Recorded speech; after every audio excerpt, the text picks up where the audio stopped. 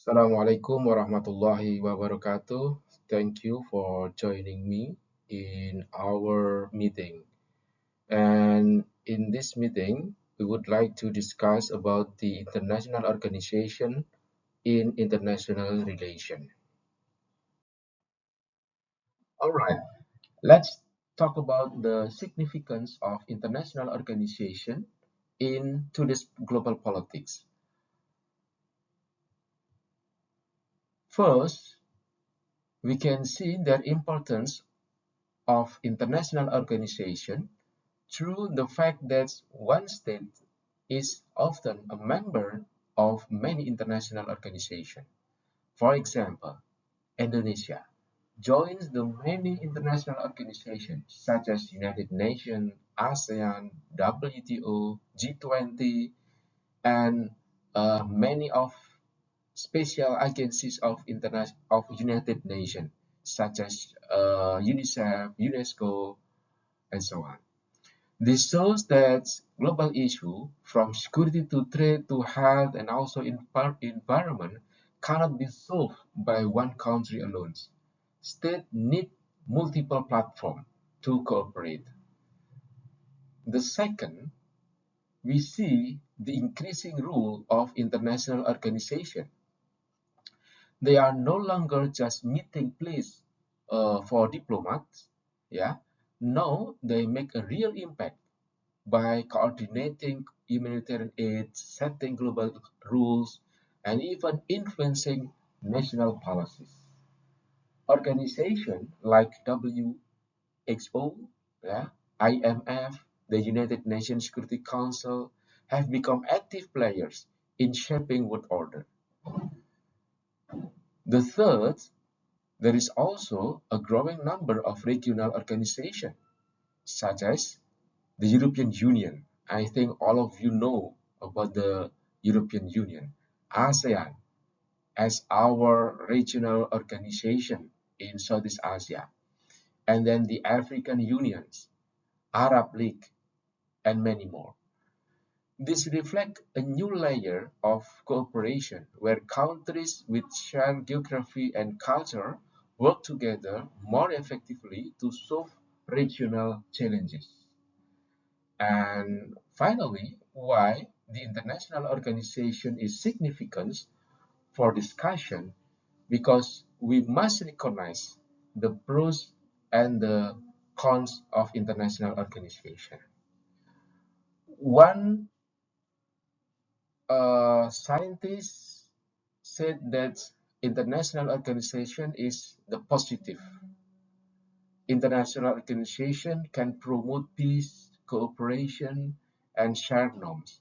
But they also face criticism, such as inequality of power, bureaucracy, the challenge of the respecting national sovereignty, and also maybe now we still debate about the rule of United Nations, for example, uh, in handling problem or war in Russia, Ukraine, and also Israel with Palestinian people. Overall, the rise and expansion of international organizations show that global governance today depends not only on a state, but also on the institution that help manage our interconnected world. Okay, now we are going to explore the historical development of international organization from their early prototypes in the ancient times to the modern institution that shape today's global order. Understanding this evolution will help us to see how human societies have always sought collective cooperation beyond borders. Let's start with the prototype of international organization.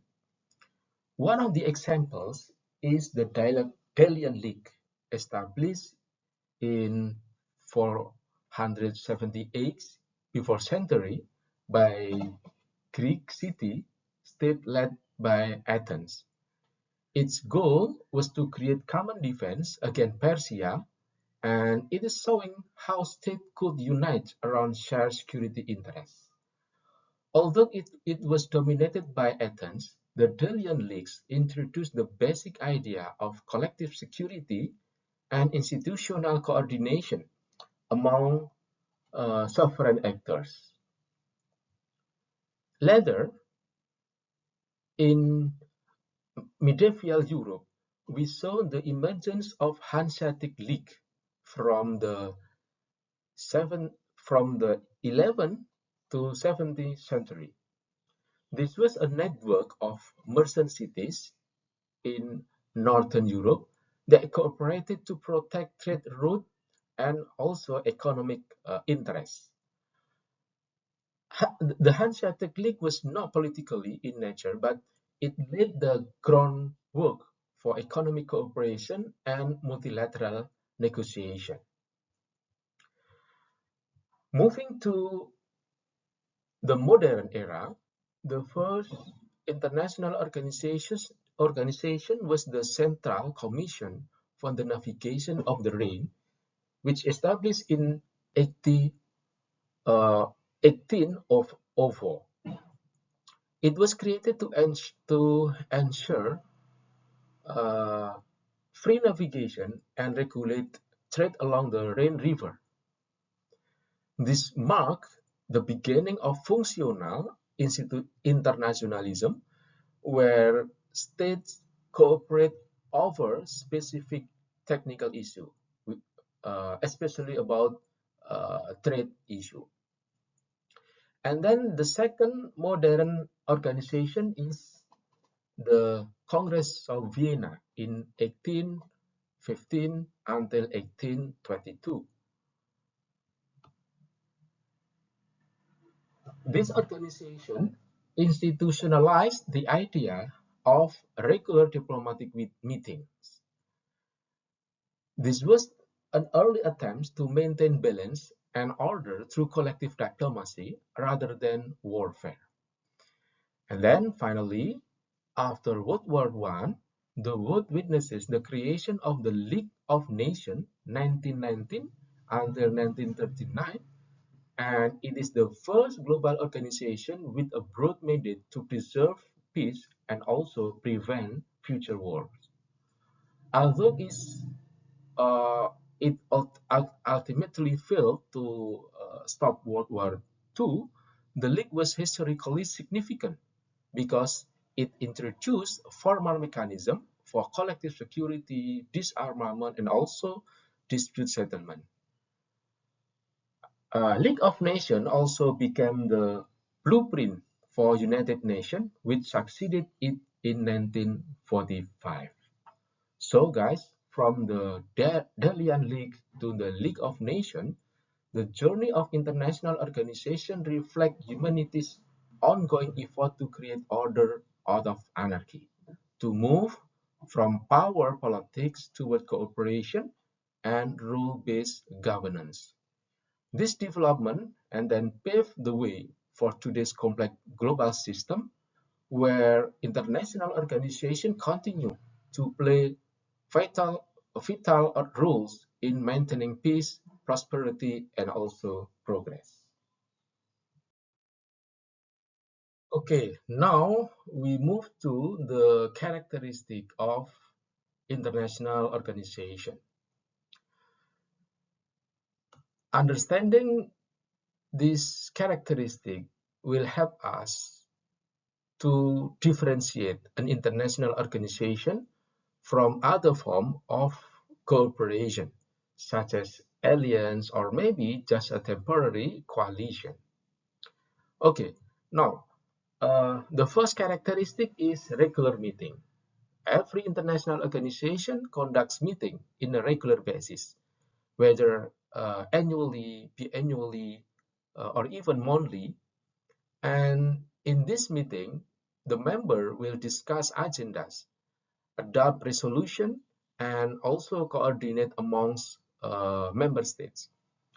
These meetings are essential for maintaining institutional continuity and also policy coordination. For example, last month, I think, the United Nations General Assembly held, and our President Prabowo gave speech in this meeting.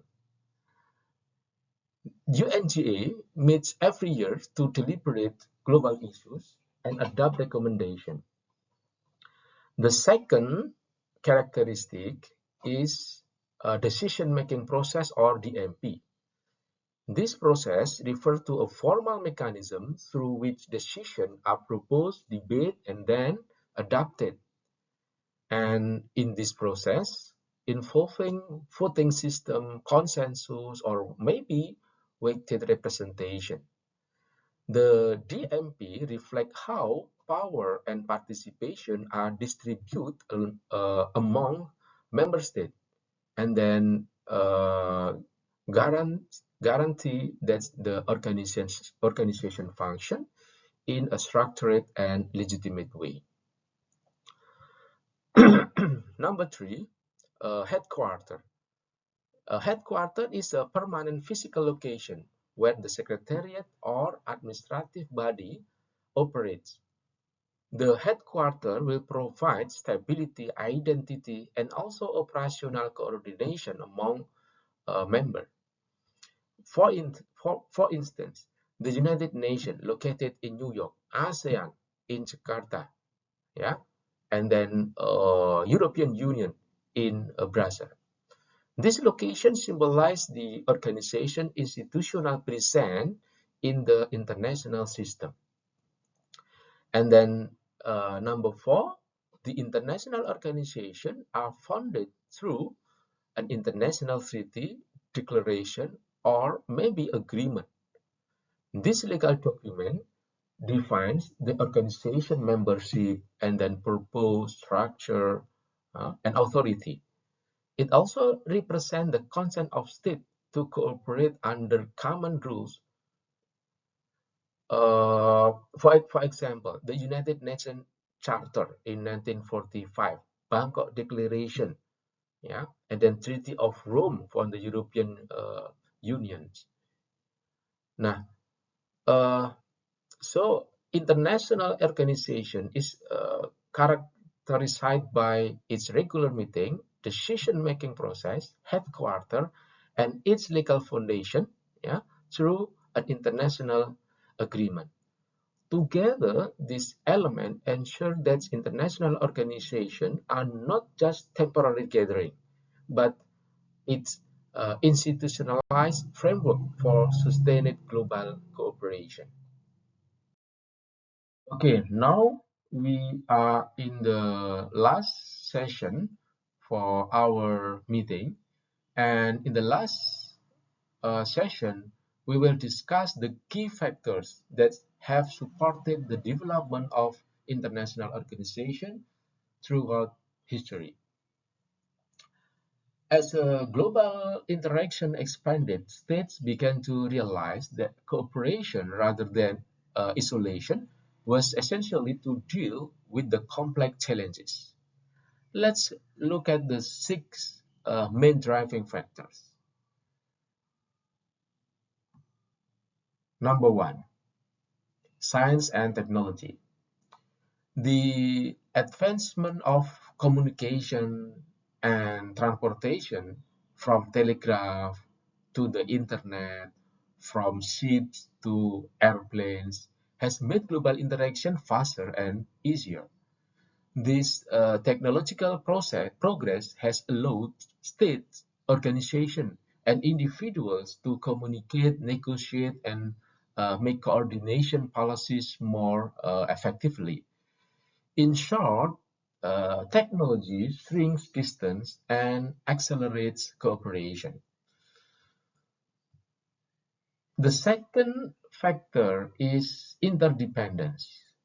Now, the world economy has become increasingly interconnected, such as in trade, finance, and supply chains link nations together.